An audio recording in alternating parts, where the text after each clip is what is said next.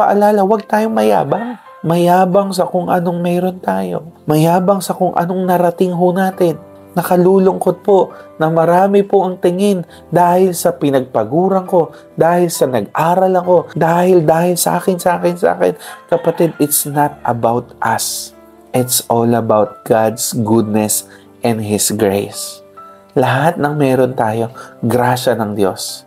Sa kung anong hawak mo ngayon, sa kung anong dumadating sa ngayon, lahat po sa mga kasama, sa nangyayari ngayon, lahat ay grasya ng Diyos. Kaya lagi nating paalala to, Kawikaan 3, 5, and 6, kay Yahweh ka magtiwala, buong puso at lubusan, at huwag kang mananangan sa sariling karunungan, sa lahat ng iyong gawain, siyang ngay alalahanin, upang ikay patnubayan sa iyong mga tatahakin.